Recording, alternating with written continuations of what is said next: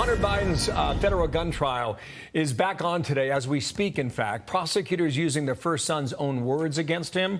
The jury has already been presented excerpts from his memoir to show the depths of his drug addiction. And you got an FBI special agent, Erica Jensen, back on the stand for the cross-examination as it continues at this hour. And bring in Andy McCarthy and talk about this. And Andy, good morning to you. There's two damning pieces of evidence in this. The gun to the side. One is the laptop, and the other is the memoir. And here is a clip of the audio, Hunter's voice reading from his book about crack cocaine. Crack takes you into the darkest recesses of your soul, as well as the darkest corners of every community.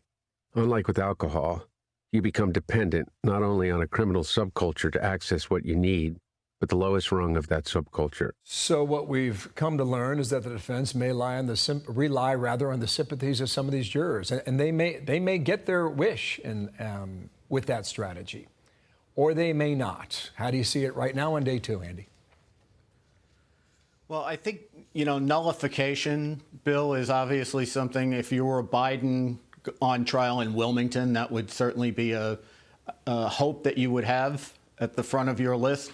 But I don't really think, hope is a strategy in litigation. So, there's always the chance that you could get a jury who was sympathetic to Hunter to acquit. But I think there's more going on here. I think he's playing a long game that is the objective of which is to get the case reversed on appeal. The evidence that he was a user and addict of cocaine is pretty overwhelming. As you point out, most of it comes from him. He's the source of it.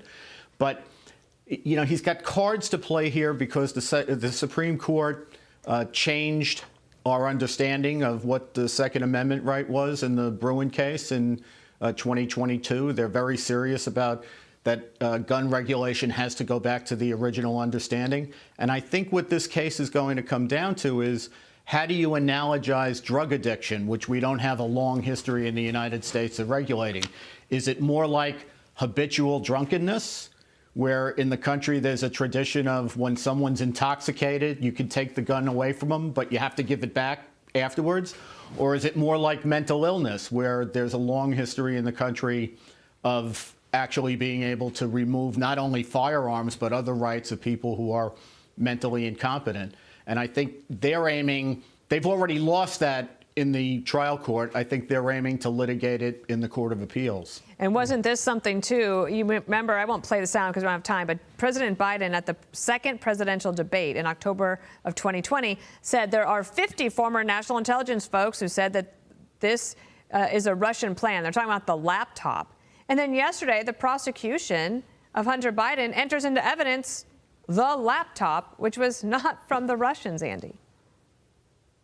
Yeah, Dana, it's astonishing because the thing that caught my eye is that the Bureau has known since early 2019 that this device was, and the data on it were authentic. And it was the FBI itself that was putting pressure on the social media companies to suppress the story about Hunter's laptop as if it was Russian disinformation. There was no reason to believe that the data on that laptop was Russian disinformation. That was always a fraud. But the more we find out about it, the more we see what a willful fraud it was. Right.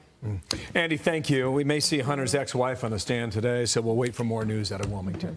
Nice to see you, Andy. Thank you. Andy McCarthy.